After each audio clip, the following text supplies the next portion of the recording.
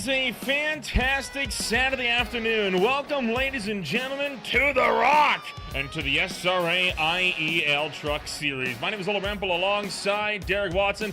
We're bringing you all of racing action from the Rock 150. Derek, this race is going to be awesome. The last time we were out at this place, only one caution had happened early on. Then it was virtually green flag to the end. Not expecting too much different this afternoon, but hey, it's the Rockingham Speedway. It's back to the good old days, and this is one of those tracks, it can always go either way. It really can. And isn't it nice to think, hey, we're in the middle of February and we're not at Daytona? It's kind of a small breather for both of us, probably, to be somewhere other than Daytona for a broadcast welcome in here to Rockingham Speedway. Welcome back in a lot of ways. A track that's trying to make a real-life resurgence, sees a return to real-life racing in 2025, and also finds its way on the middle of this Truck Series calendar. I mean, this is one of those racetracks that's been getting a lot of love from the iRacing community over the last few years, right? I mean, these guys have been trying to get this track back on the calendar, and it is going to be playing host to several races, right? Not just the Truck Series 2025, but also the Xfinity Series as well. Well, I guess not the Xfinity Series anymore, but you know, the next series up. But as well as that, you're also going to have the ARCA Series swinging on out there as well. So you got some big tier events that are now coming out Rockingham Speedway's way. Racing now an inevitability for its return. And boy, I think iRacing cannot be thanked enough for trying to put this track back on the map, just like they did with the North Wilkesboro Speedway. It's awesome that we've been able to race on it all this time in the sim, even if it's had some downtime in the real world.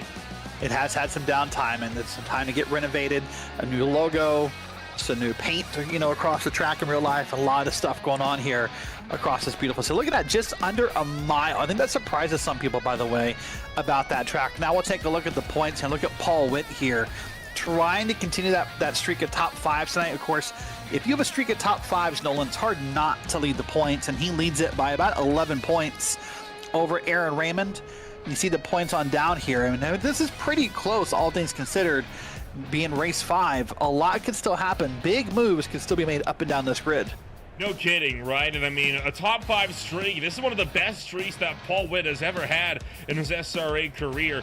4 top 5s in the first 5 races, and out of those runs as well, 2 of them have been wins and 3 of them podiums. So it has been a phenomenal drive so far for Paul Witt. He finds himself at the top of the points standings, and I gotta be honest, I wasn't really necessarily pegging Witt as being a driver that might find himself near the points lead, but he's making a very convincing argument for being the new champion and potentially the one to upset a 3-championship streak by Aaron Raymond. Yeah, we'll wait and see how that goes as the season progresses here. Still some great races to go, but I think qualifying is done, and we're just about ready to get this race going before we can focus on what's ahead of us. We sure will. We'll get to that in just a moment. For now, we'll take ourselves a little quick step down, and we'll get through opening ceremonies when we return. It's the Green Flag on Green Flag TV and the starting grid.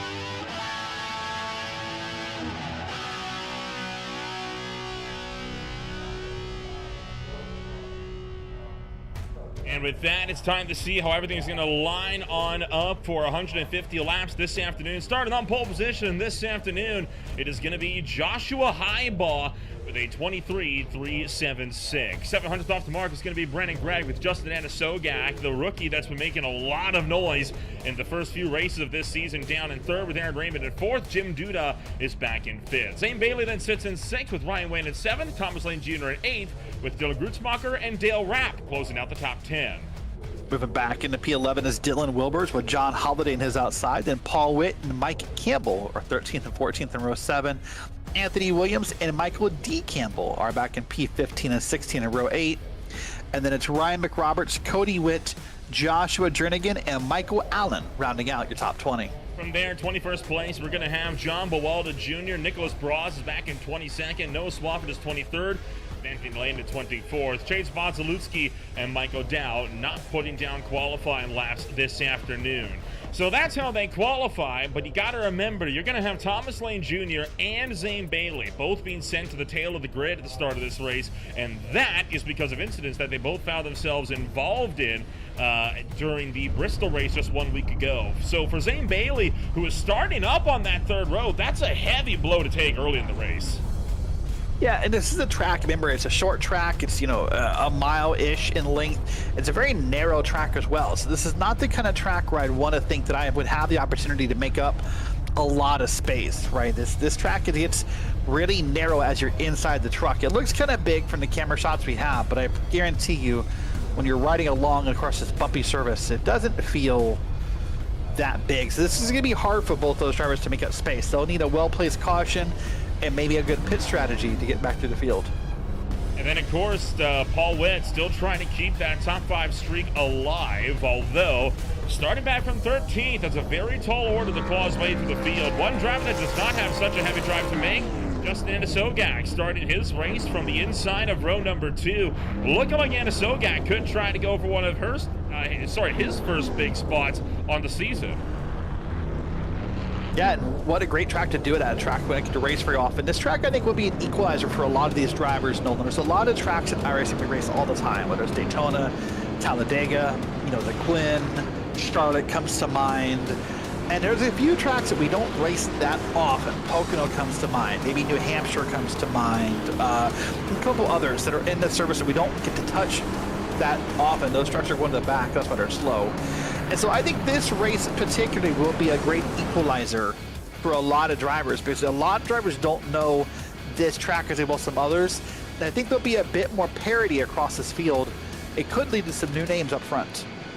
Could get some new names, among them Joshua Highbaugh. Haven't seen the number 41 truck up front too much this season. Could be potentially a big contender for this one. Let's see what Highbaugh's got in store for his race. For now, the iRacing pace truck about to pull down into pit road. And we'll get racing underway once again in North Carolina. Rockingham Speedway regularly hosts some thrilling racing for the SRA IEL Truck Series. They've done so for the last 2 seasons. Expect it to be no different this afternoon. It's go, go, go from the rock! And trouble in the background, just like what happened last time we were out. One truck into the wall, entering turn 1. Yeah, it's going to be an 82 at Anthony Lane turned around there. We'll wait and see what caused that or how he got that position. Now, here's going to become an interesting problem in this race, Nolan, we'll talk about in a moment.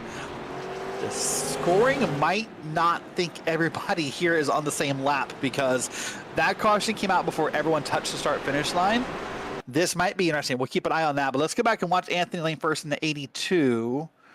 That's going to be up top, I believe, is where the 82 is. Let's find out what happens here. The last car in lane just got loose. What the heck happened there? I'm not sure if he spun a tire or missed a gear. Maybe both. I don't know, but just got that car looped around to the inside. So let's wait and see how everyone lines up here on the pace car, because I think we could have a problem. Nope, never mind. Wow, so I think a combination spun the tires but missed a shift as well. Yeah, so I think that missing the shift leads to spinning the tires, right? Because you miss your shift, you either probably caught the truck out of gear or maybe in the wrong gear, and rev that engine really high, and then around the truck went. So timing scoring appears to be okay. That is a problem you and I have seen before when a caution happens on, you know, lap 0 basically, where iRacing's not sure what to do with these competitors. But a lot of people down pit road already. Listen, I'm all for fuel saving and I'm all for strategy, but on pit road on lap 2, I don't know. I don't know what they get to you. Well, critically, I think a lot of these trucks were already trucks that were starting at the back of the field anyway, so they're not really losing anything by dropping back another spot or two. A couple of trucks are down for repairs, those drivers being Bailey, Swafford, and Anthony Lane. Tough break, by the way, for Zane Bailey. He already had to drop at the tail end of the field, and then you're collected in an instant before you even get across the start-finish line. Yeah, that's why that back of the field is dangerous. That's why you don't want to be back there, because you just never know how things behave back there. That's sort of the bad reputation the back of the field gets because of moments like that. Well, lights in the pace car are off, so for the second time, we're going to see a restart here. And what happened to our former pole sitter? Highball fell back to 3rd very quickly. So that did not take long for him to fall back. He's already back in P3, and that's where he'll start this restart. Watch the start here as Nolan called the go, go, go, and they went. The outside lane got to move very quickly. There's the 27 ahead. There's the 6 ahead, depending upon the moment of caution. That would be how Highball ends up in 3rd. It's just how it shakes down, right? I mean, sometimes get a little bit unlucky with that caution call, and just didn't get a lot of momentum with the inside. He saw them stacking all up. That would be why, but well, like you say, the field can work their way off of turn number 4, and will once again enter the restart zone. See the pace truck ducking down in the background. We'll try it again for our second green flag run of the night.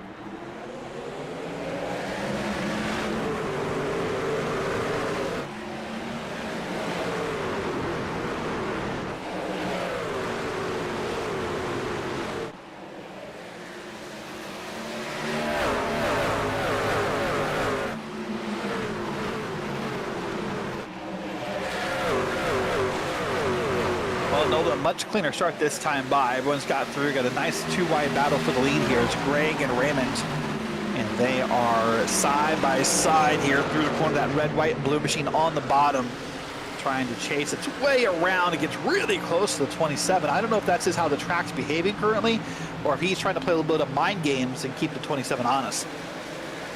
Well, it's a bit both, right? Raymond's been known to try to play some of those mind games. We saw some of those mind games taking place just 1 week ago. Trouble, one truck way to the inside. That's Paul Witt, the points leader, down into the grass. He's going to get himself back on the racetrack after a quick jump through the quad oval.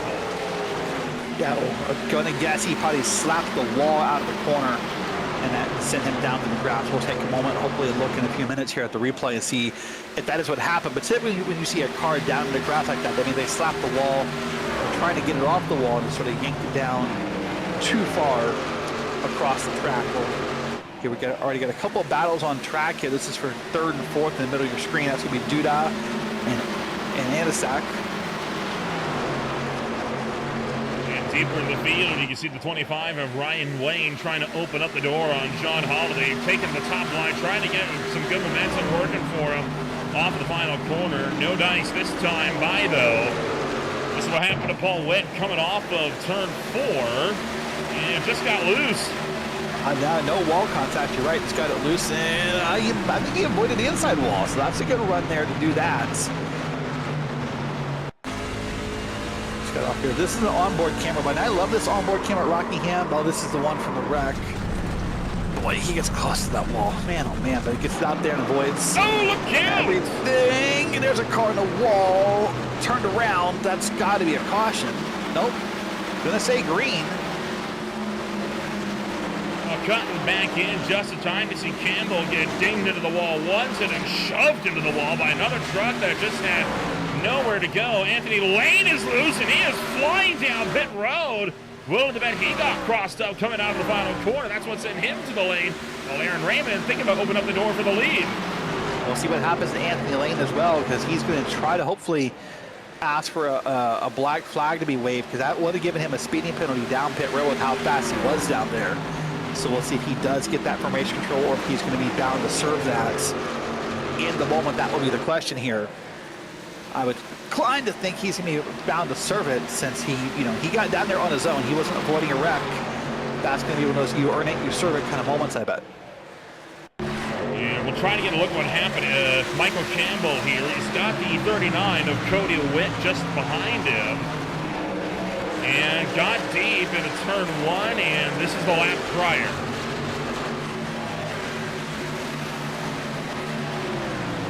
Look at these trucks, and there's a lot of movement through these corners. Watch as they're exiting the corner and how they're handling through the corner. I mean, there's just a lot of movement up and down this track, and that makes me think this setup is not exactly, ideal for most of these drivers. And the track chip here today, pretty cool, by the way, Nolan. Only a 74. That's the wreck you saw happen earlier. Yeah, just something that the number 3 truck could do on the inside, and then this is on board with Lane as, got loose off before, and oh boy, that's a heavy leg right into the pit wall as well. Yeah, we'll keep an eye on that, see what comes to that. But I was going to say, only 75 degrees Fahrenheit here, so not exactly a hot track. This should have some grip in it. But there's a few drivers struggling already here at this track as the battle continues on up front. It's Greg, Raymond, Duda up here in your top 3, and they're running close. They're within about 0.3 of a second here in this moment. But I think this is beginning to show, Nolan. I told you before we went green, the challenge of Rockingham, we don't race here very often, right? I know it's a favorite of the iRacing community to try to get it back on the schedule, but we don't race here often. There's a lot of drivers who just don't know how this race, is going to drive, how this track is going to drive, and you can see it by how easily some drivers are losing it off the corners. It's a difficult racetrack, right? It really is a driver's racetrack. I mean, think almost like Dover, right? Very high banks, very high speed. However, this track, it's a lot bumpier than Dover because of how unsteady the wall is. The wall on the outside is very easy to actually roll over with because it is not at a 90-degree perpendicular angle to the racetrack, right? Like every other wall is, it's facing straight up, so it's easy to kind of vault off of that wall. In fact, we've seen that a few times here throughout the history of other leagues that have been had here, and even in the real world. Remember Carl Long when he went barrel roll, I think in 2004 that was, at this facility. I mean, you can get some wild wrecks off of that backstretch wall, and it's one of those walls, right? It's been there for decades. It's not moving anytime soon. Oh, it's really not, is it? It's going to be there for a long time, more than likely, unless the construction happens at the track here. But looking back on through, I mean, my goodness, these guys are just fighting for everything in this moment. Just a lot of movement of the wheel, some lifting, some braking, trying to make sure they get that truck to turn properly here in this moment. You see a nice side-by-side battle here. That's going to be the 16 on the bottom, and he is pushing hard, Nolan. That is Dylan Wilbert here on the 16. Dylan Wilbers and Mike Campbell Jr. fighting it out amongst themselves. Campbell's already kind of gotten a bit collected in a few. Oh, no, sorry, that was the other Campbell that got involved earlier tonight. And like you can see, the 16 of Wilbers doing a good job. He's going to flag his way to the top 10 now up back one position. So Wilbers is doing a good job to try and claw his way through, but keeping his truck clean for the most part throughout this race. But you look to big movers, though, look no further than Mike Allen. He is +6 on the afternoon. Yeah, that's a good run, right? That probably comes from a little bit of wreck avoidance, a little bit of strategy, and just making moves when they happen. So good job by Mike Allen in the 29. The New York native is doing his best here at this track. And I said it earlier, and I'll say it again, by the way, this track is not smooth. There's a lot of bumpiness to this track, and that will also challenge these drivers all night long. It's one thing to race across a surface that's smoother, like a Daytona or a Talladega, where you can kind of hold a line and stick it together. But a track like this, you get thrown around every lap inside that truck. This is very, very difficult to get around. Watch the cameras here. I mean, look at it. There's all the shaking of the camera, all the up and down, up and down, up and down. That's how bumpy this track is. Yeah, no, it's no joke. I mean, this track bites, and boy, it bites hard. You cannot let your guard down for even a second, which is why I find it so incredible that when the Hindsight Race League came out here for their race in Gen 4 cars, they went caution-free in that race, believe it or not. So you could have some long green flag runs. These guys proved it the last time they were out here with only one yellow flag. We almost got a second earlier on. We do have a chance for the lead, though. Raymond has made the move. Yeah, made a great move is what he made here, and is now trying to pull away here in that truck. Let's see how it happens. Just gets to the inside, digs it in there. I think the leader got a little too high, and then Raymond has sort of rode that momentum, and now he'll pull up here and kind of finish off that pass and secure his lead for the moment. We're working lap 25 of 150 already, so we're a good way through this race already. We're almost about 20% of the way done with this race here. These guys are making great progress. Ryan McRoberts already down in pit road in this one. Meanwhile, Anna Silgak looks to the inside of Jim Duda, trying to make a run at the lead. And trouble for John Bawalda Jr. sideways on the back straightaway. No caution yet, but it's going to come out. He didn't really have a choice there. No, there's too many cars coming that way. And once he got the truck sort of half back end on the track, that was pretty obvious. Looking like this is probably going to be all by himself, and I'm willing to bet got loose and overcorrected, and, well, he got loose. And has he overcorrected? Sort of. Not really. The transition kind of helped him out, but all things considered, he could have snapped around, gone hard to the outside wall. Instead, he's going to kind of glance off the inside wall. It could have been worse. Mitigated the damage, at least. Yeah, so we'll see how bad it is once he comes down pit road, but you're right. That could have been way worse. He could have slapped a front end or a back end off the wall, but did a pretty good job overall. I think he thought right here, I have it saved. He got in the gas maybe a little too soon, and then that's when he found out, yep, nope, I don't. And then the truck will back up for an area with about the back end sticking out. All right, well, here we go, lap 27. This will be pit stops. I suspect everybody 4 tires and gas, and this sort of also just levels off whatever strategy those few drivers who pitted back on lap 1. Well, remember, 60% fuel tank limitations and extreme limits on the tires always shake up strategy in these races. And to prove the point, 2 stayed out, Campbell Jr. and Williams. They are both out on the racetrack now. And Jim Duda took fuel only with his pit stop, as has Dale Rapp. In fact, right now, and not a lot of drivers going for 4 tires. The first one that's going to be on a fresh set of 4 is going to be Brendan Gregg and Aaron Raymond. Well, and the problem for Greg and Raymond was how many drivers in front of them, did not take tires. The good news is those fresh tires will pay off, right? After 20-some laps of racing, there'll be a big difference in the tires. The bad news is all the traffic they're going to have to pass before they can find clean air and really make use of those good tires.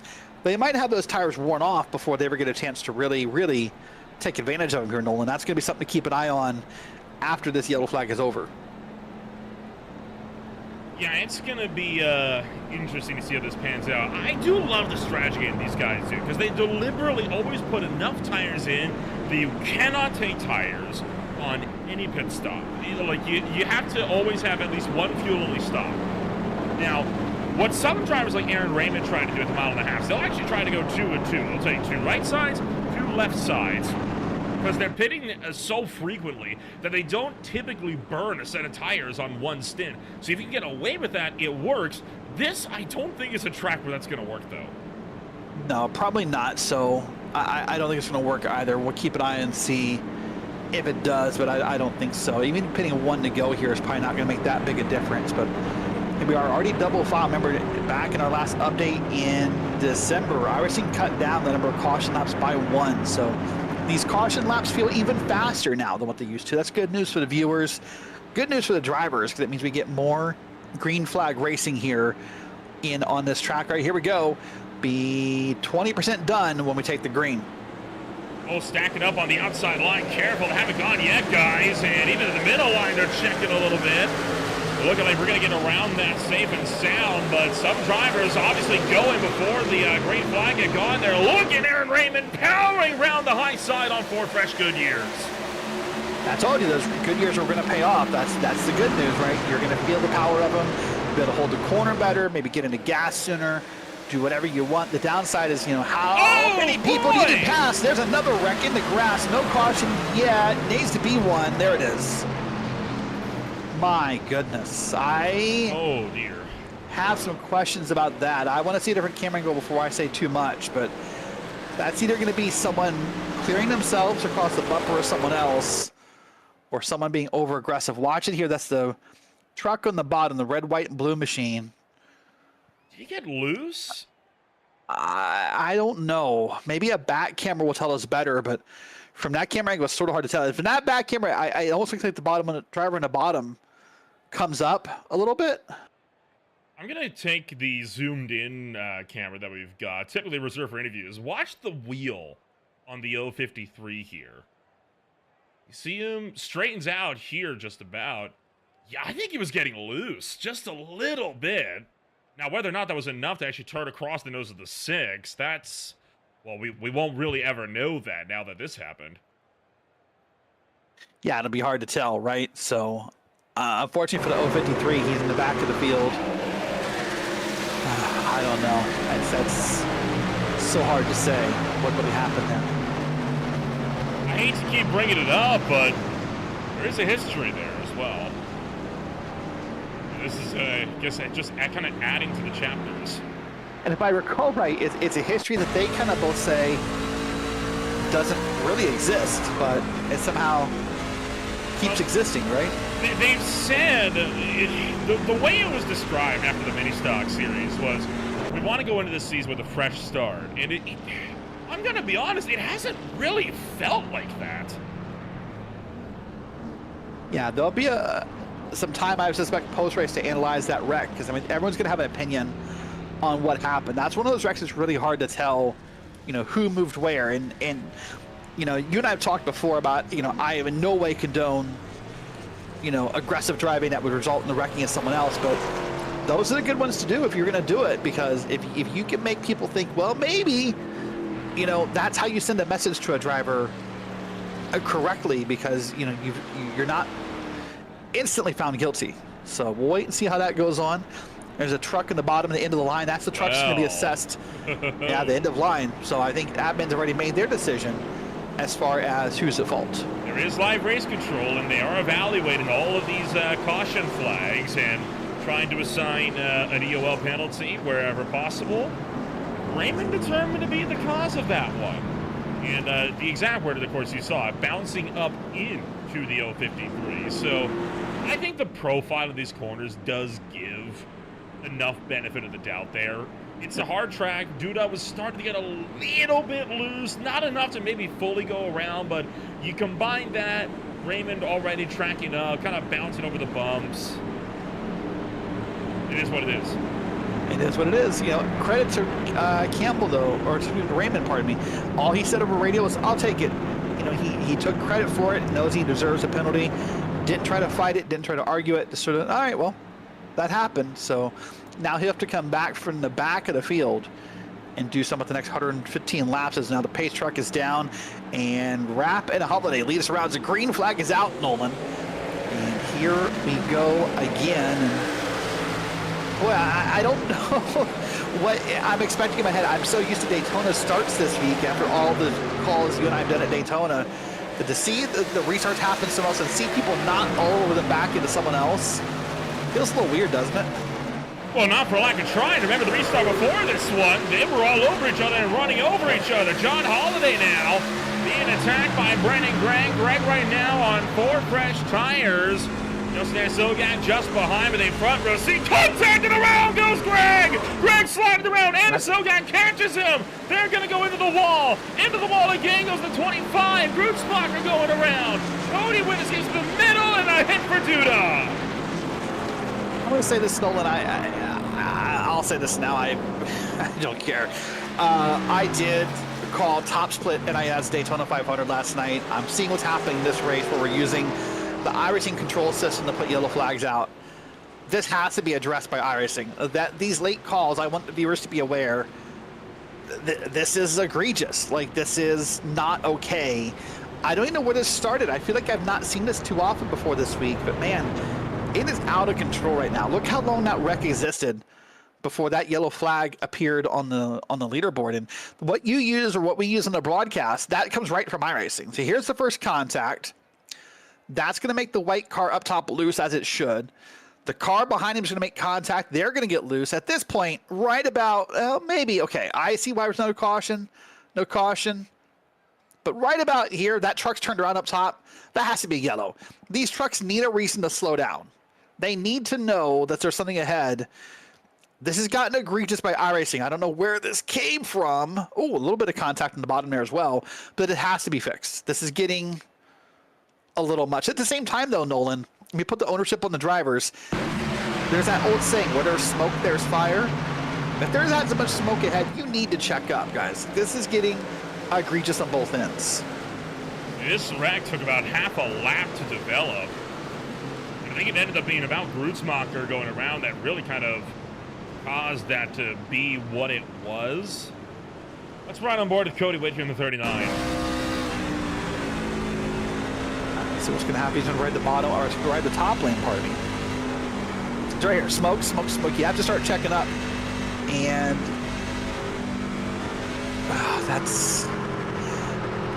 that's cool from a broadcast standpoint, right? You and I get excited for those cool misses. They make a cool broadcast replay. But when I just got done making a monologue about how, as a driver, you have to be more aware of your surroundings. You have to say, where there's smoke, there's fire.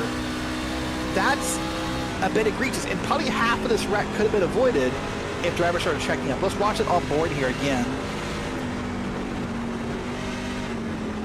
And again, there's smoke, smoke. Whoa.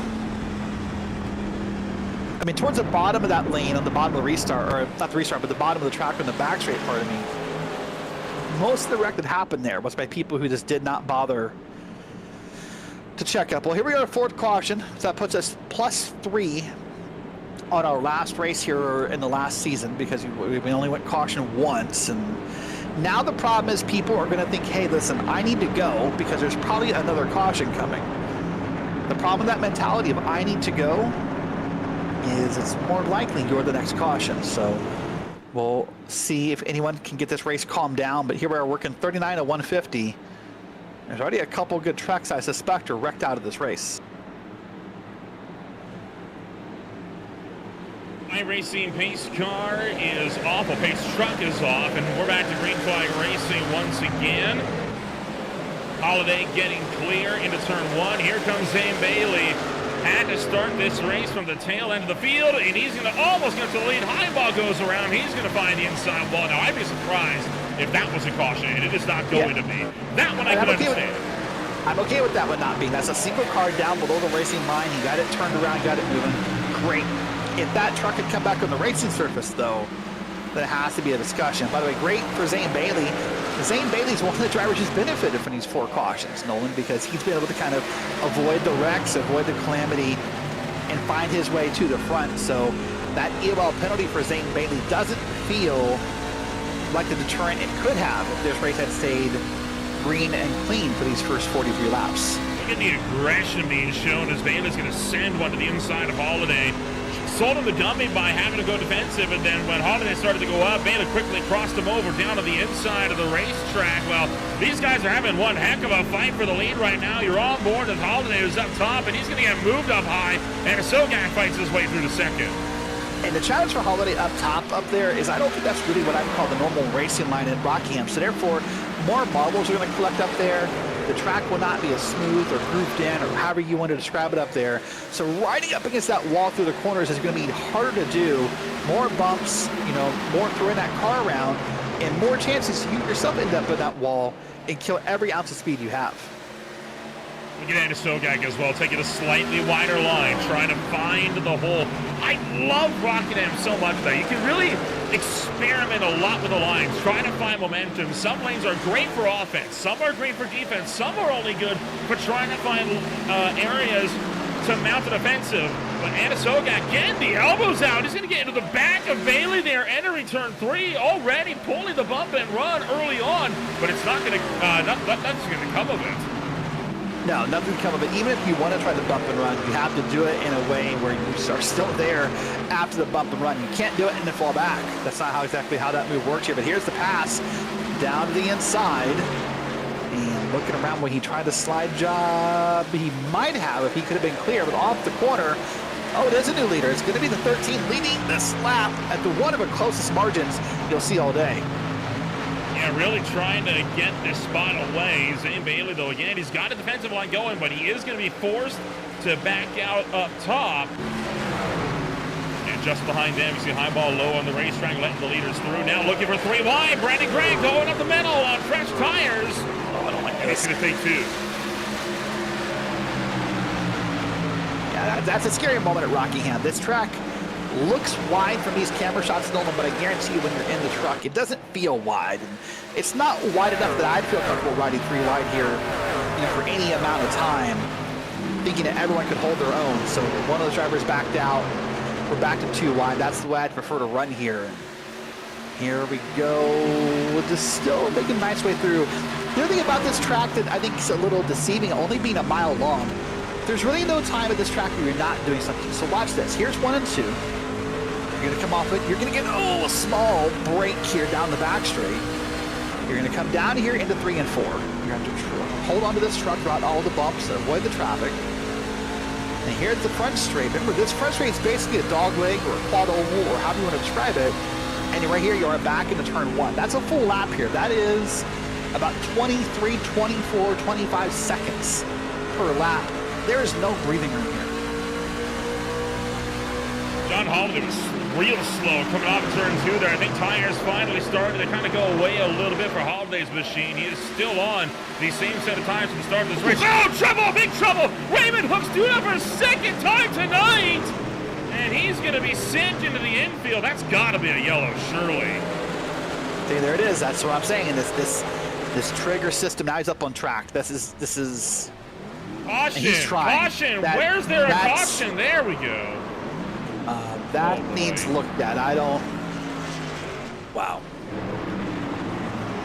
I would expect some fireworks under the yellow flag here. That's the second time in less than 50 laps that they came together. Well, we'll talk about that as well as the other problems. So here's after they came together. Here's Duda in the 053 trying to get it saved up. And here's the contact. We're still almost 3 wide, and Raymond kind of just right-reared him, didn't he? I mean, that's a big conglomerate of traffic right there. Just a big mess of traffic where everyone's trying to find an inch here. Of all the contact these two have had maybe all season, that's probably in my mind one of the least egregious ones. My problem is this. Stick with this for a second. Jim Duda realizes no caution's coming out. Gets a little annoyed, and watch this. Gets it up on track. Burns it down, and caution. Oh, boy. That's not okay. And Jernigan, again, he would have had no warning about this. No.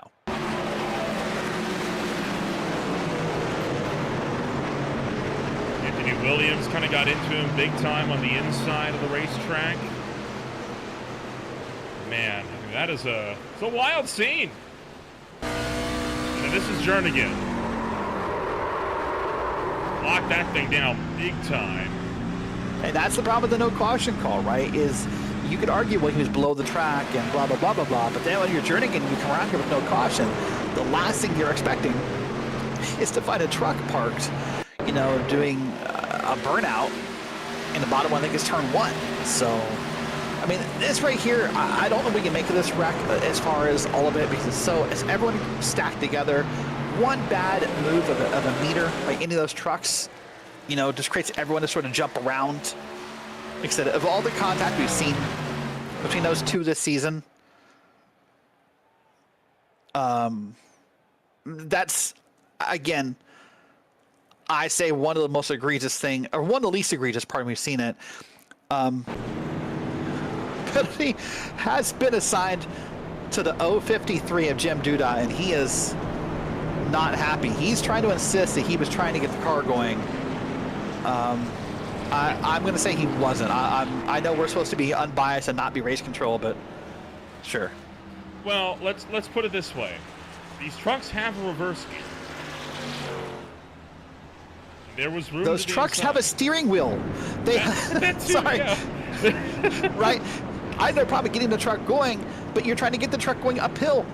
There's that song, from Stranger Things, running up that hill. That's what Jim Duda was doing. How about going to the left and getting this truck going down on the apron? That's my problem. So you can argue all you want, but I mean, that's the definition of putting the yellow out. So he's going to be assigned a penalty here, and that's an end-of-line penalty for the 053. We're flying back in the air, less than 100 laps to go, and already it's getting spicy at the Rockingham Speedway as everyone takes off down towards turn number 1. Boy, I told you I thought we'd see new names up front tonight. What I didn't realize it's going to be from all the wrecks up front. I mean, now it's Greg, Raymond, Wilbers, Wayne, and Witt, your top 5. We'll see some new names back in there. But, all right, let's see if we can get this thing calmed down finally. Maybe we want to get some drivers to understand how this track drives. And sometimes this is where that time, I think, where people say going slower to go faster. If some of these guys are willing to lift out of the corner and kind of save the truck. Nope, there's one in the back. Was that Zane? That's not Zane Bailey. I apologize. That is Dale Rapp.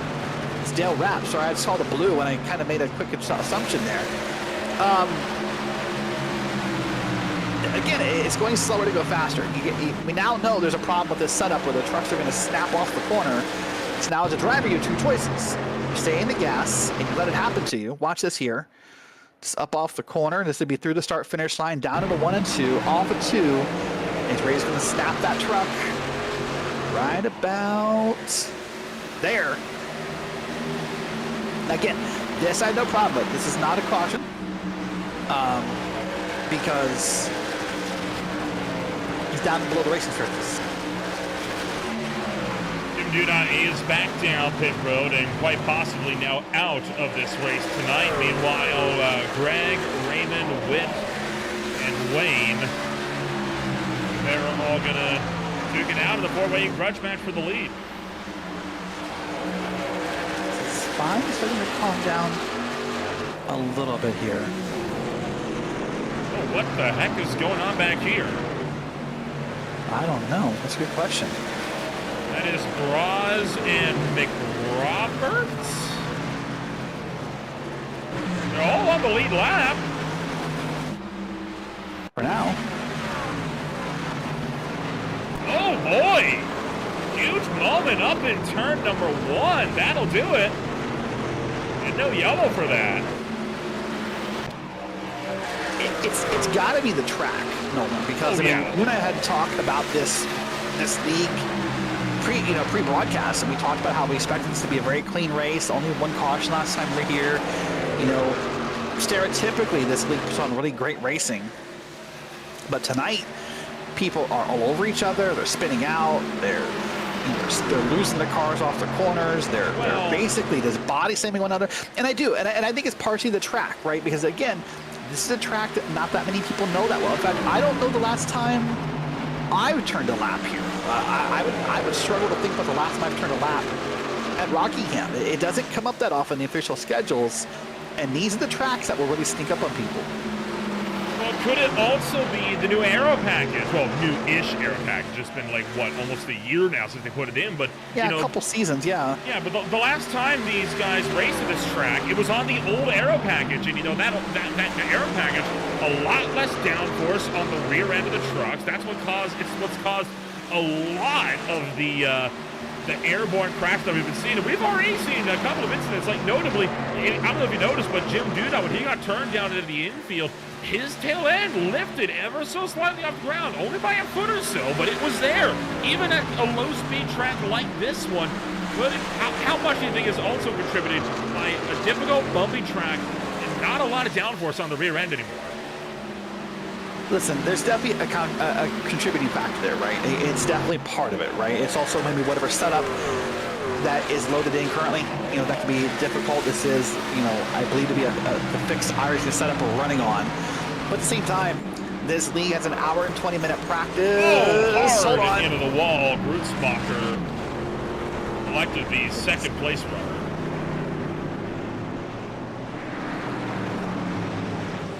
That one I'd imagine would be a self-spin. Yeah, I hope so. Let's wait and find out here.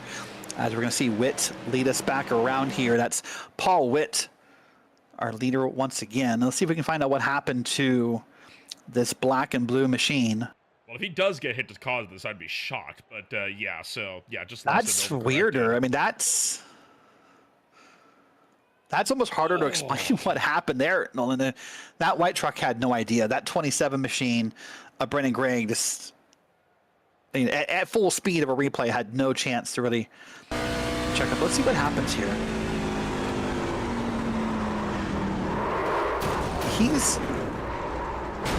I don't know. I don't want to say anything and be wrong, but I don't know. Typically, you don't. Here's going to be Brennan Gregg, by the way. I mean, you see he just had nowhere to go. That's unfortunate. And that's one of the downsides of Rockingham, by the way, as a driver, is how narrow this track is, not just on track, but as far as down in the corners. Watch it again from a different angle here. You can see he's going to spin it around. And we're barely going to eke by in this view. That's Paul Witt, I believe. But this track doesn't provide a lot of space to avoid a wreck. As far as what happened there, I'm just only confused, Nolan, and I want to get your perspective. Typically at tracks like this, you lose the truck coming out of the corner, not going into the corner. Unless you just completely blew your braking marker, it's almost harder to lose the truck going into the corner, right? So I have been running the trucks a little bit more in various AI environments on iRacing as of late, and I will come to Grutzmacher's defense there. That truck does have damage on, and I want to bring a special attention to this, the rear end of the truck. He took a big hit there earlier on in the race. I was running at Daytona, one of the hardest tracks in the service to self-spin on if you're just running on the racetrack. I was in the middle of a straightaway. No bump drafting, no nothing. The back end just came around when I had rear end damage. Nobody hit me. I didn't make any movements. I was in a straight line, and it just went. Something about this aero package, I don't know if it's intentional or not, but something about it just sends it off in a different dimension when you have that rear end damage. I think you kind of got caught out by that. I agree. I don't think he did anything intentional or he did anything nefarious. I'm just saying typically that's not the way we see drivers lose that vehicle, quote unquote. So it's caught me off guard there, right? I don't think he was nefarious by any means. To be fair, this has been far from a regular season for these guys. It's been far from a regular race for these guys. We've seen all kinds of stuff happen. All right, let's see if we can finally get it worked out here. Top 5: Paul Witt, Zane Bailey, Dylan Wilbers, Cody Witt, and Justin Anisak here. Your top 5. Pace truck's going to pull down for, I think, the 7th time to the 6th time tonight. The 7th time tonight, including the green flag. And here we are, and Paul Witt, remember, Nolan, he is trying to keep up his streak of top 5 finishes. He has had a great season here, and so far he's in contention to have yet another race here of top 5s in race number 5. Started 13th this afternoon. Didn't think he was going to be up here, but hey, I mean, when you get 6 cautions in quick succession, you're going to get up there pretty quickly, I guess, to keep your nose clean, despite him also having been involved in 1 or 2 incidents over the course of the night. By the way, in just under 70 laps, we already only have 13 trucks that are left on the lead lap, and only about, I would say, about 16 on the racetrack, 3 wide into turn number 3. Yeah, this has been a bit of a destructive racetrack, hasn't it? It's been a bit of a collision fest or a wreck fest, if you want to call it that. But up front here, look at the Zane Bailey. Remember, again, he had to go to the back of the field due to a penalty coming from Bristol last week. And so he has raced his way back to run, avoided a few wrecks, and is now back up front here. Here's now that 6th machine. He's racing with the number 16 truck. This is battle for 4th and 5th. That is Aaron Raymond and I think Ryan Wayne in the 25, and then Dylan Wilbers in the 16. And we got Proudest of the front straightaway as Anthony Williams is into the infield grass. No caution, single truck incident, and to get himself all worked out. So, battle for 3rd. And a Sogak down low. Raymond up top. Raymond makes away another spot. Watch the 3 truck, that black and white machine wiggles it for a couple times and then down through the grass and cracked that wall pretty hard. Wow, that is impressive how hard he hit the wall, actually. Well, so, and more impressive, that truck is still moving, for the record. I just want to point that, and I don't mean that negatively. Like, typically if you crack the inside wall that hard, you'll do some good damage to the handling of this truck or to what have you. So, yeah. We know how it goes, right? I mean, if the truck can roll, may as well get it moving, especially at a track like this that's not a really big, speedway track. This track's always a weird one, right? It's like, is this a speedway or a short track? I think by definition, it's a short track because it's under a mile, but sure doesn't race like that. And I think because of the shape of the track, a lot of people kind of forget that. If you just looked at this track like from a top-down, satellite view, or the little drawn line like that, that's a great angle. You would call this more of a cookie cutter by shape, right? That kind of that dog leg in the front, the long back straight, the corners. It almost caught me off guard tonight when I saw how long the track was. Like, oh yeah, that's right. This is not a mile and a half. This is, oh my gosh, a mile and 3 wide, and that's a contact. That had been forming for a while. That's a 16. Jeez. They're still stacking up back here as well as guys, I think, kind of saw the smoke and started checking up. Maybe thought there was going to be a caution. I don't blame them. That looked like it was going to be one at first, but they got it straightened out pretty darn quick, and I think Campbell might be forced to pit road here before long. I think that truck is hurt. I think that truck is messed up, to be nice about it. And yeah, backdash. No required repairs. The stewards are not making him come down and fix it. But watch this again. So it starts right there. He got to the 16. And then I don't think that was intentional, obviously. It's just too hard, hard racing. And then the 16 comes up and shows a lack. I mean, the 16 said it wasn't intentional. He said he apologized, but there's definitely a, if cause then effect kind of piece of evidence there, right? From that angle, it almost looks like the 71 cut down on the 16. I mean, a matter of perspective, right? There's always 2, 3, 4 sides to a story. Oh boy, now Cody Witt's into the wall in the middle of Thunder Alley. Cody Witt got it saved up here. Nice job on that. So, I mean, what comes to mind, by the way, Nolan, and you might experience this from the broadcasting standpoint when we talk to drivers and admins, pre-race, post-race, just friends we have who do this. I'm going to take a guess. This track is not going to appear on the schedule for a while. Well, I mean, season number 4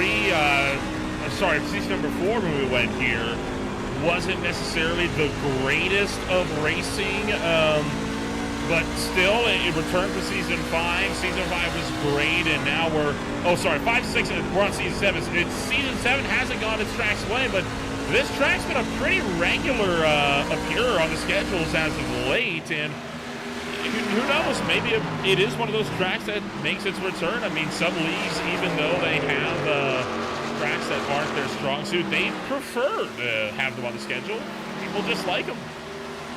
Sometimes they do, but we've also seen tracks that have these kind of moments where they no longer find themselves on a schedule, or league owners at least get very nervous about it. You and I see that a lot on a shorter track. We've had leagues not comfortable, like saying Martinsville races or New Hampshire races, or just because of those kind of racing. So we'll wait and see. There's a car down pit road. That's gonna be off cycle as far as I can tell. There's no way that could be an on-cycle pit stop, and that, I believe, is Dylan Wilbers. Yep, Dylan Wilbers making his way down into pit road. There are the leaders of your race. By the way, Dylan Grutzmacher has jumped in our YouTube chat. I mean, he kind of confirmed my suspicions with his incident, right? I mean, he wasn't driving the truck any differently, and it just snapped. He said the only difference on that incident was, surprisingly, it was on fresh tires. By the way, in a small insult to injury or salt in the wound kind of story, Grutzmacher, after that, had a bunch of required repairs, went down pit road, sat there, had time to hop in YouTube chat, got the repairs fixed, and then sped on pit road and had to come down the second time as a drive-through. So that's the old kick them while they're down kind of analogy, right? So he is, I think, 17 laps down as of this moment, sitting at P21. But I'll tell you, with the way the contact is going in this race, I mean, we're just past halfway now. Who knows where he finishes? Like, I mean, there's a couple more cars that can still get pretty beat up here by the way that these guys are deciding to race this race here here tonight. we are far from over. I mean, this race is going to be going on for a while yet. I mean, we only just, but I actually completely missed it. We did pass the halfway point about 10 laps ago as Thomas Lane Jr. to make short work of Mike Allen there. But yeah, I mean, we've been making some steady progress, and I think now that we're finally in a green flag run, we've kind of got things spread out. We're able to focus up a little bit more on the big end of things. Here's the other Campbell about to make a run on Cody Way. Let's see the run happen on the bottom of this lane here, so we can make it. And that nice bright green machine. It's got the Mountain Dew logo in the back, but on the front of it, actually, it's a nice looking truck. So I think a couple things are happening here. You mentioned this kind of calmed me down. I think there's two reasons for that. One, you know, part of the iRacing update, I guess now a year ago, maybe a year, more, 1 year ago, is that as drivers, we can sort of create grooves in the track. We can rubber up a track, right? And that does help as time goes on. The second is, as these tires are wearing off, finally, it's slowing the trucks down. And that slower pace by the trucks in that level means people aren't driving,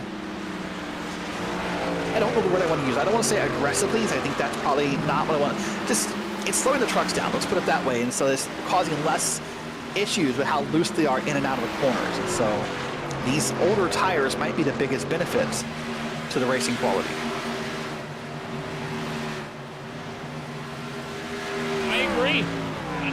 Honestly, I like the fact that iRacing did that. We can actually kind of rubber in grooves now. That has been such a big help in putting on some stellar races across the board, really, I guess, on any kind of discipline. Even on the road course side of things, we've seen that becoming more and more prevalent. And it's pretty cool, too, because not only does it help you... Oh, there's a truck way up top. That black and green machine really got up top here. Oh, and a little wiggle out of the corner. So as I said, maybe things are calming down. That truck is still all over the place. That's the 22. That's Joshua Jernigan here, the Virginia native. A bit of a hard time running in P9, but overall seems to be okay. But the cool thing about grooving or rubbering in the groove part of me is two things. Not only can you kind of rubber in, you know, the groove that you think is the right line, but if you and a couple of teammates or you and a couple of friends or you and a couple of people prefer a different line on the track, you in theory could be separate enough to maybe get a second line to kind of work here, right? That's the new process we face as well. So that also can happen here, but most drivers kind of will run the quote-unquote line at a track like this and, you know, rubber in that one, but we'll see how it goes. Oh my goodness, that Mountain Dew machine, that's one of the Campbells there. That was scary. This little pack here is a bit interesting because this isn't actually a battle pack. All four of these trucks are on different laps from one another. And right now, Campbell is the only one that's on the lead lap. That's why you don't see these guys really trying to get around him, even though they're probably quicker. Yeah, they may be. In fact, that they're now going to shoot to the bottom. And I see he's having some problems holding on to this truck. And so at least a couple of them are going to shoot to the bottom here, see if they can get around him and get away from that truck that's getting loose out of the corners. There's one pass, and I like what they're doing, though. Listen, those guys are a lap down or more. They know that. The last thing they want to do is do anything that has the appearance that they in somehow, you know, messed with, touched, affected a lead lap truck, right? There's a lot of times when that's sort of your plot as a lap down car. So let me get out of the way, because I don't want to do something stupid. Not that I think they are, but at least they're doing their best not even to give that appearance. Yeah, it's a lot of respect being shown here. I appreciate that, right? I mean, this league, they know how to treat each other right on the racetrack. At least in the midfield they do. Whether or not that's been shown elsewhere in the field is debatable tonight, but it's one of those things that I'm sure it'll come to pass, as most things do. Michael Dow has been closing in on Mike Allen for 7, quite a bit the last few laps. Yeah, I've been closing in pretty well here. Let's watch this battle on track. This is for 7th and 8th. You see the timing and scoring there on the bottom of the screen. Let's see how this both enter the corner. One's a little lower than the other, but they're both running pretty well here. I mean, the truck behind is running slightly faster laps than the 29. And it was a good run through the bottom. Allen way up top, and I think he's going to get past here, maybe get past here. Let's find out. Nope. interesting. Backed out for the Victory Lane Esports crew. Maybe not feeling the most amount of confidence in that Celsius Toyota Tundra right now. Not fairly It's hard old to think. tires. It's hard to think anyone might be feeling confidence in these trucks right now with the way they're handling, the way they're driving, you know, the way this race is going. Kind of hard to think anyone might be full of confidence here. I mean, you got to find it those soon, though. We're almost 2/3 of the way through this race. Yeah, just about. Time really flies in these races when you actually get some green flag laps. Nice to see Dale Rapp trying to cut his way through this little battle pack here and disrupt it as little as possible. But I mean, we were at. So for reference, we've been in the race session for 51.5 minutes now. We were just going to green like less than 20 minutes ago, wasn't it? I mean, I don't know if it was that long. It feels maybe longer, but these are quick laps under green. These are 23, 24, maybe 25-second laps under green. We're turning a little more than 2 a minute. You know, so again, you're right. If we stay green here, I mean, this could be done fairly fast here. And now those yellows will slow us down, but remember, even with those yellows, iRacing implemented a new system where we cut 1 lap off of the yellow flag process. So even those feel a little shorter than we're used to. Here's a truck down pit road, and there's been a couple here lately. This is the 38. He's now down pit road, and this could be scheduled. We've been green for a while. That was Thomas Lane Jr. I think it is. Now the top 10. Here's another truck down pit road. That's the 29. 129, Paul Witt, and Anna Sogak is in behind, so that's 3rd and 4th.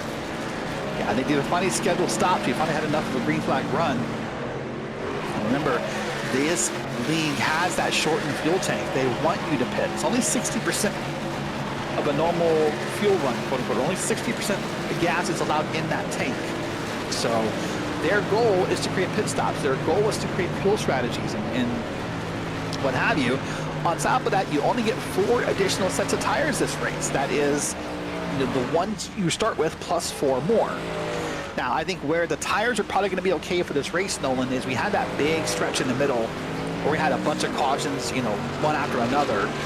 And so there was no need to come down and change tires during that run. So I think by default, the tire sets won't be the problem tonight. The gas, that's up to be decided. Paul Witt takes off on 4 fresh Goodyears, and he is hightailing it away now.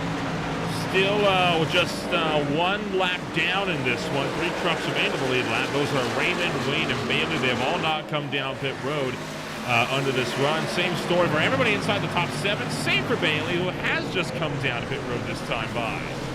So just taking a look at our stats here, everyone pitted for last time under caution at lap 66. We're now working lap 103. That's less than 40 laps. What that tells me is that it would be very darn close for anyone here to make this one more stop. We're probably having most drivers look at a splash and go amount of gas at the end, short of a couple of cautions, kind of leveling off that concern. But I think that's probably not going to be the case here. And there's another truck off of pit road. With problems potentially, as just left pit road on cold tires, and whoops. That's embarrassing. Kind of went in nose first and then back first into the wall. Yeah, wow, that's typically something you'd see, Nolan, maybe like in IndyCar or sports car racing where there's a truck there parked in the bottom. I can't see a number from that angle. I'm not sure if you can see who that was. It was Anthony Lane, the 82. Okay. But I was gonna say that moment there where we saw the truck spun around on the after the start. That's typically something you see. Oh my gosh! Well, that's why he's down against the wall. Oh boy! Again, how that's not a caution? You're not like even there's no one around him. That's but oh. That is so difficult. And he tried to correct it, which I understand. He's trying to get it back on track and not cause a bigger wreck. And then, oh my gosh, up off the ground. There's trucks behind him. And then we get it parked down here, and he just stops and says, "Hey, listen, apparently we're done."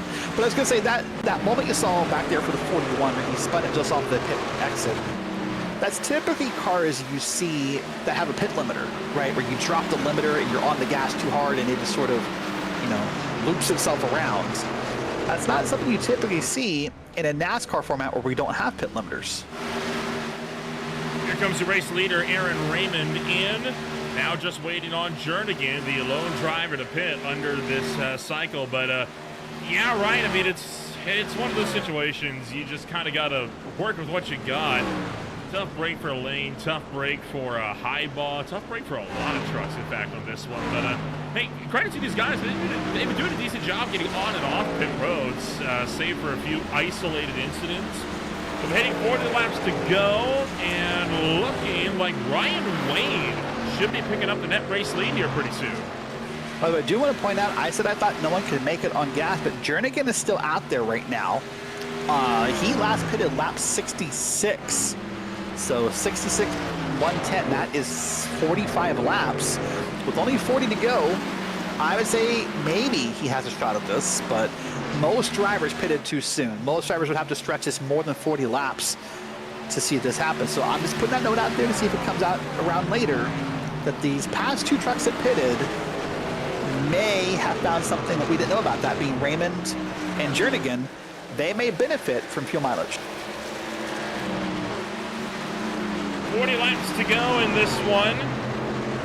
And several drivers still kind of around pit road. Boy, Jernigan real close to the outside wall there, coming off of in the middle of turn 2. But right now, still got a long way to go in this one. So what we're going to do, we're going to take ourselves a quick step back. When we return, it's the final 30 or so on Green Flag TV.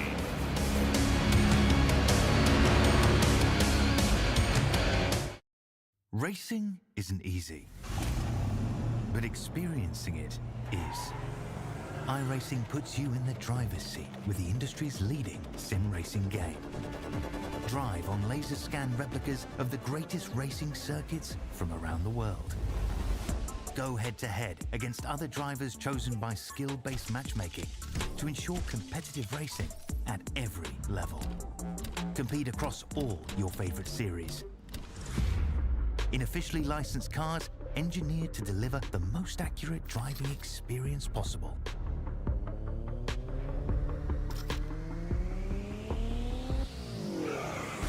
Join a race or host your own with players from across the globe. Race against the computer or in a league with friends. Feel the thrill behind the wheel. Visit iRacing.com.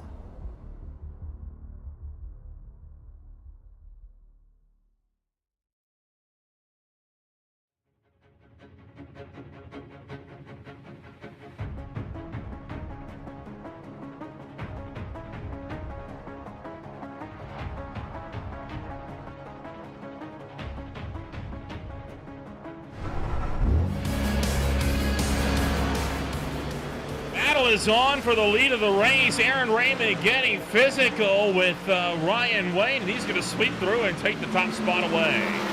He did a pretty good job there. He just kind of made his presence known to Wayne and just kind of went up there and rode up against him. Didn't touch him, just sort of made his presence felt in the aerodynamic kind of way, and then went ahead and made the pass on around here. Now remember, Raymond's one of the two drivers that I think is good on fuel. He only has to go less than 40 laps, and I think he'll be okay. So with 34 laps to go, we'll see who does and doesn't make it. We'll see if a caution comes out that sort of levels all that conversation off here. We'll see how new tires cause people to behave. Lots of questions still to be answered here in the next 33 laps. He's going to be on board with Aaron Raymond. Watch as he goes low. Had to check up there a little bit. Ryan Wayne trying to pull the block, and Raymond said, all right, I can sit back.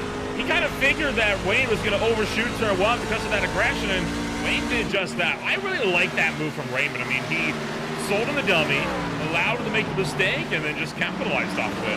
That's capitalized indeed. So now Raymond will get in the business of passing some cars that are either going to be a lap down or already a lap down. So his hope is that none of them fight him too hard and that they just sort of let him go. Here's Mike Campbell Jr., by the way. He's currently battling here for P11 on the track. This will be with Nicholas Bronze. We've seen Campbell have a couple of scary moments in that Mountain Dew machine tonight. But seems so far, he's got that truck calmed down and back under him. I'm not going to say that we're not going to get another caution this race because, frankly, with the race we've had today, I'd be a fool if I said that, right? I mean, this is a race where you could get that yellow flag at any moment.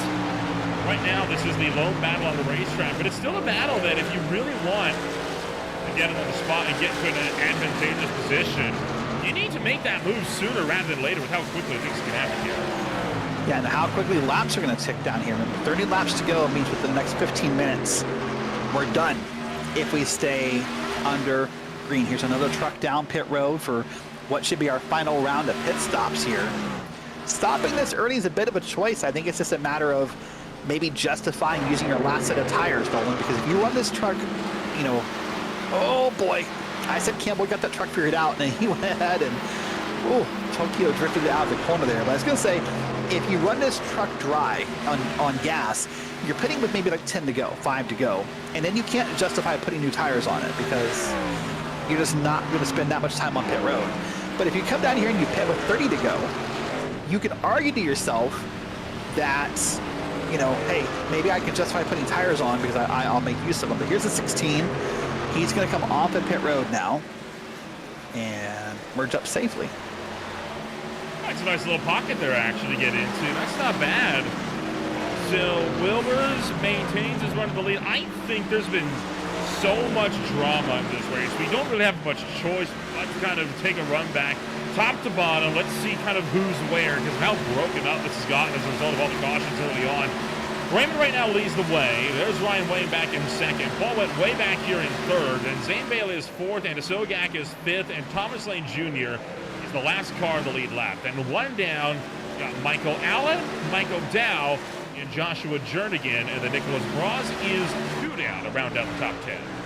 So, I'm just going to ask you here, when you say there's only 6 trucks in the lead lap, the question I have for you is, do you think that's a cause and effect of just the calamity and the damage and the absurdity that was the first half of this race? Or is that a factor of we don't race here very often and there's just people who are better at this track than other people? Is it a mix of both, or what do you think causes it to only be 6 trucks on the lead lap, you know, on here sitting on lap 125? It depends. I mean, it could honestly kind of go either way. I mean, this, I'm trying to pull the results from the last race we had here, but there's never really been a race at Rockingham where there's been a lot of cars on the lead lap. The High Time recently, when they went here, they only had about 5 or 6 on the lead lap. The last time High Time was here, there was only 2, and one of them was 19 seconds back. So this is actually on the higher end of trucks on the lead lap at this point in the race. I think a lot of it is down to the fact that this is such a driver's racetrack, and everybody drives it so differently to one another that it's super easy to get broken apart. And then you see all the trucks varying laps down. All of that is just from damage and calamity. Yeah, very much so. And I think as this track becomes more common on the schedule. Remember, you and I said this track is going to get real-life racing this year. The Truck Series is coming here. The real-life Xfinity Series is coming here. So as it gets put on the racing schedule more and more, we'll see more drivers get used to it, and they'll get better at it as the time goes on. There was a pass right there. That's Michael Dow and Mike Allen for 7th and 8th. It's a good pass. I'm not gonna lie, that was a little bit bold of Dow to pull right across the nose of Allen there into turn 3. I'm not sure if I would have done that. Now, I'm not saying Allen would have run Dow over. He definitely would. I mean, Allen is not the type of driver to do that. But at a track like this, where there's been so many incidents where people just overshooting the braking points during battles like this, I wouldn't risk it. I mean, especially given what we've seen the rest of the night. I mean, that said, that was almost one of the cleaner passes we've seen tonight, or one that, you know, because of all the stuff that happened in the first half of this race here. But boy, and as of right now, Aaron Raymond is just the head of the class. He is the cream of the crop, whatever you want to call it. He is up here over 4 seconds to the lead on Ryan Wayne, and then from there, it's, I mean, it's, I think 12 seconds back to Paul Witt. We've had quite a few races the last few weeks where there's been a lot of chances for drivers to make mistakes.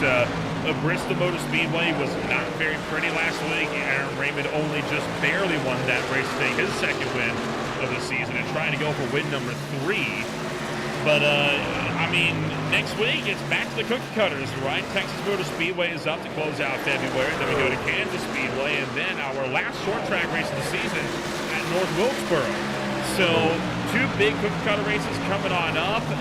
One of them, 150 laps. It's a long race next week. What do you think is going to be in store for the field? I mean, there's a lot more chance to get packed up and potentially more possibilities for incidents there. Yeah, are we running the new version of Texas or Legacy Texas next week, do you know? It is the new version.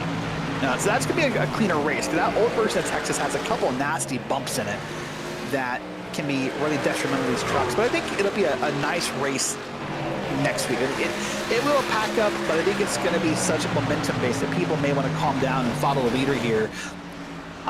We got a bit of contact here. There's Campbell on the inside, and he's going to make contact with the 16 on the outside, and they're just racing hard.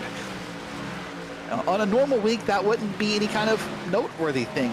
It's just that with all the contact we've seen tonight, that this feels kind of concerning anytime we get that close right now. But I think next week will clean up. I think that next week will be a good, hard race, and I think this is a matter of this track caught people off guard, how loose it is, you know, how difficult it is to drive, how narrow it is, and all the other factors just led to some awful calamity. And so I think next week will be a great race.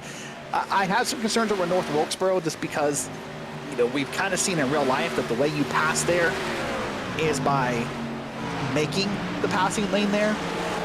So I hope that race goes well, but even in iRacing, it's hard to pass there. That's just a track that it has legacy, it has, you know, memories, it has all this stuff tied to it, but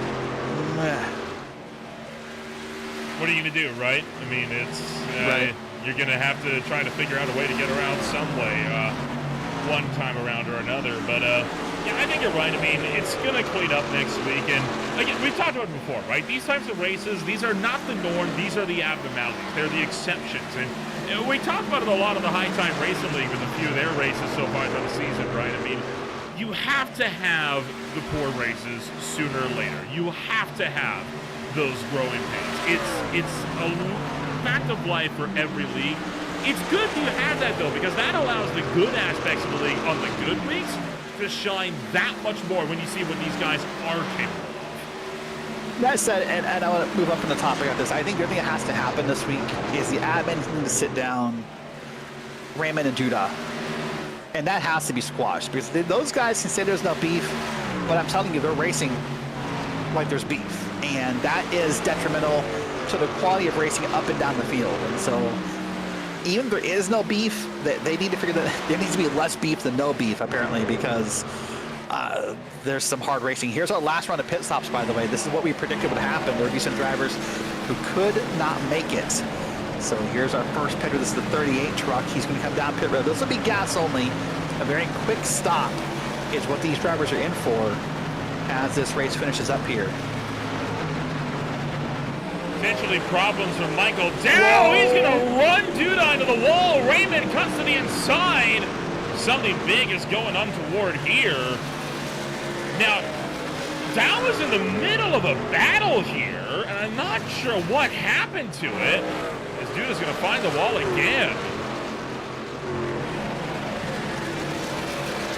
I mean, that's a three-wide battle at Rockingham when not everybody's for position. If I was reading my scoring correctly, with 11 to go, 10 to go, 9 to go, whatever we are. Let's watch this. Here's Duda on the 053 coming back up on the number 50 machine. That's Michael down in the 50. Ah, okay. So I think that was the truck in front that he was initially scrapping with. And I think he was maybe driving away on fresh tires. Now Dow is just kind of in the way, but where are you supposed to go to let these guys through, right? Eventually. Well, and the problem is Dow gets hit by the 39, which was Cody Witt. And then he ends up, you know, up in the Duda. And then I think Duda sort of leaned on him again just to show a little frustration. And I get it. Duda's had a bad race. And, man, when you're a driver in a race, a race like this feels like it can't end, right? You get hit, you get bumped, you get turned around, you get a penalty, you get this, you get that. It's hard to clear that headspace and say, okay, you know, I want this to end, right? But luckily for Duda, it's only 7 laps to go, and it will end. Make that now 6 as Raymond comes off in turn number 4 to take away another one. I will say, though, I don't think Jim Duda knows that it wasn't the 50 who got it. You know, it wasn't the 50's fault. Yeah. I suspect from Duda's advantage point, he has no idea that the 39 of Cody Witt sort of bumped up there and caused that sandwich to create itself, right? And how could he know? I mean, he doesn't have Right. a view to the truck that's completely blocked. Well, we've been watching all this, Nolan, and of course on battle right here, this is Zane Bailey. Remember, he started up front, technically. He qualified up front, put it that way. And then went to the back of the field. He's worked his way up front.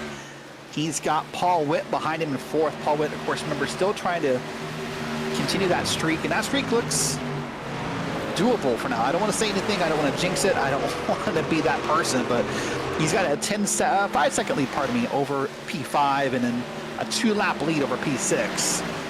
But we've been watching all this because really, I mean, Aaron Raymond has walked away with this race. Now, here's something to note. I said Paul Witt's lead was safe on the P5, but he is out of gas. He has to pit one more time here. Let's see what this does to him.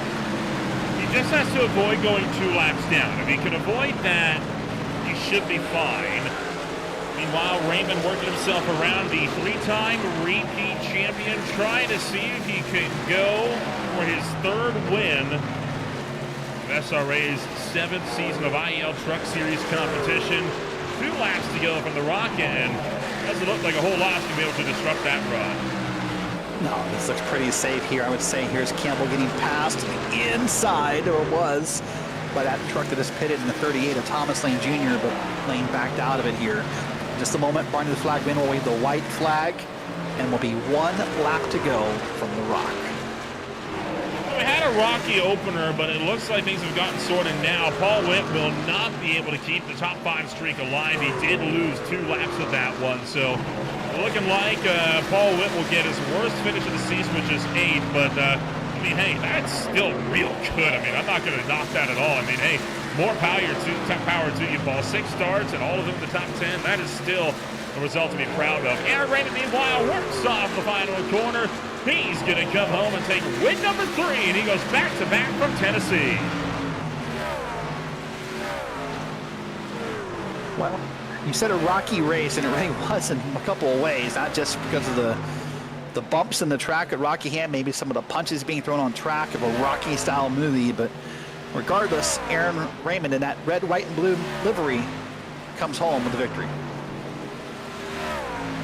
And the last of the runners come across the line, and there is your race leader coming around. Back-to-back wins. Did everything he had to do today. Got into it once and twice with Jim Duda. He says that will no doubt be looked at post-race. He got dinged for 1. We'll see what will become of the other one. But Raymond, at least now, turns it down as a race winner. Yeah, what a dominating win at the end. Whatever you want to make of the incidents in the beginning, and those will be discussed and replayed and probably clipped and what have you. But the way he walked away from this at the end is still pretty impressive for this Vermont native. And that's back-to-back wins here. And this is one of those unique tracks, Nolan. We don't see these too much anymore in iRacing or in real life, where Victory Road is just right there in the grass on the front straight. I miss the days of Legacy, Michigan, where it had those like beautiful little bushes all around. Yep. That was awesome. I understand why they got rid of them, though. You know, if a car comes tearing through there at 180 miles an hour, the groundskeeper's not going to be terribly pleased with them. But that'll do it for this afternoon, and here are the race results at the end of the night, as it's going to be Aaron Raymond coming home to take his 3rd win of season number 7. Ryan Wayne takes home 2nd place, his first podium of the season. I believe his first podium of his IEL career as well. Zane Bailey will pick up another 3rd place, and Sogak in 4th, the last truck on the lead lap. From there, it's Dow, Witt, Jernigan, Wilbers, Lane, and Campbell to close out the top 10. Moving back into P11 is Nicholas Braz with Michael Allen in P12. Joshua Highball, your pole sitter, finishes 13th, 6 laps down. Jim Duda, the 053, finishes 9 laps down of 14th. Also, John Bawalda Jr. 9 laps down in P15. From here, it's 10 or more laps down. Ryan McRoberts, John Holliday, where am I? Dale Rapp, Dylan Grutzmacher, and Michael Campbell, P20. Finished it off Noah Swafford, Cody Witt, Anthony Lane, Anthony Williams, Brandon Gregg, round out this 25 truck field that attempted to run at this really, really tough racetrack. Chase Motzalewski did not make the start of tonight's race. He will be scored as a DNS on the afternoon. Let's jump back and give a chat with the podium finishers here in this one, and we'll look to, once again, as always, kick it off first and foremost with race winner. The driver to High Game Vermont comes home #1 this afternoon. Aaron, looking like you're starting to find your stride. Back-to-back wins from Bristol and Rockingham, two of the most difficult tracks on the schedule. Gotta feel good to get win #3 and start to run down the points lead. Yeah, I love these tracks that take a good mix of skill, but also just raw pace. And it's definitely didn't mean to get into Jim Duda there on the multiple occasions, but one time I was just trying to pass him for the lead, and I feel like he just didn't leave me enough space there. I haven't seen the replay, so if I did come up and hit him, then I'm sorry. And then the second time, I'll just find out where the crash, and it was just wrong place, run time. It's unfortunate to once again find yourself getting into it with Jim Duda, and I know potentially some displeasure being felt there from the Duda camp. How are things shaking up between the two of you? Is it going to be water under the bridge going into Texas? I'd have to talk to him, but I have a feeling from what he said in the race chat, it's probably not too pleased with me. So just gonna have to see how it goes next week, and I'll just have to race him accordingly. And, well, Texas Motor Speedway comes up 1 week from today. It's a track we used to run the Legacy and the Modern layouts out. It looks like we've been running the Modern layout, though, the last few seasons, and we're going to be running the Modern layout again this coming week. What do you think is in store for you at the Lone Star State? Well, hopefully it's a clean race. We go green, get spread out, have a lot of pit stops and strategy. Just going to try and keep it clean and be up front. Wish you the best of luck when we go racing once again. Congratulations on win #3 of the season and back-to-back. We'll see if you'll do the hat trick next week in Texas. Thank you. And Raymond comes home #1 this afternoon. We'll move on down to Ryan Wayne, who's going to come home, and he'll be in second, standing by with Derek Watson. Well, Ryan, you're one of the few trucks that I think kind of avoided most of the calamity of this race. You really had a pretty clean race in that #25 truck, but boy, the first half of this race just kind of felt all over the place, maybe. Just a little scary. Yeah, I would have to agree with that. So what do you think attributes that? Noel and I were kind of talking about that up here in the booth. Is it just the fact that we don't run this truck or run this track very often, part of me? Is it the setup for this vehicle? Is it a little bit of both? What do you think attributes to maybe some of the issues that we saw occur tonight? I didn't really notice any problems with the truck getting loose. I think, like you mentioned, I think the combination of this car combo and this track combo, I think, contributed to all the chaos that we saw in the first half of the race. So you finished P2, pretty great night. I think you're one of a couple trucks who worked the fuel strategy out to where you got kind of cut that last pit stop off. Was that just fuel saving as the night went on, just the luck of the cautions, or how did you pull that off? Honestly, it was really luck of the cautions. I was trying to do what Aaron Raymond was doing because I figured he'd be one of the fastest trucks tonight. And I came in and saved enough fuel to come down on lap 105 and get enough fuel to go to the finish and try to get ahead of Aaron on that strategy. It just didn't work out. My truck was way too tight as the run went on, and I burned off my right front tire. But really good night tonight to come home P2 and my first start at this racetrack. So I'm thrilled with how this result turned out. Yeah, I would be as well. So next week we go to the Lone Star State for the, I guess you call it the current modern layout of Texas. What's the expectations? Just try to finish these races. Being a rookie in here, just try to log laps, try to run up front, and that's my biggest expectation here. I know Texas is going to be pretty hard to pass. Seems to be a one-group racetrack being on the bottom. So we'll see what happens, but looking forward to next week. All right. Well, listen, great run tonight, P2, and we'll see you next week. All right. Thank you. And the driver, the 25, finishing P2 tonight. That's Ryan Wayne. And then we'll go ahead and catch up here in a moment with our third place finisher. That is Zane Bailey. Zane, You had maybe the most up and down night of anyone tonight. You qualified well, had a penalty, had to fall from 6th to the end of the field, and worked your way back up front. Is that just a luck of avoiding the cautions, or how do you get from the front to the back to the front so quickly? I don't know. I was just trying. I don't know why I got an EOL at the start, because I got into the 72, but I've seen a ton of other people get into other people and they don't get penalties in the next week. So I don't know why now I got that. And then the 82 just spun his tires, nowhere to go, and then had damage. It's just, I hate this track, hate this place, never want to come back here.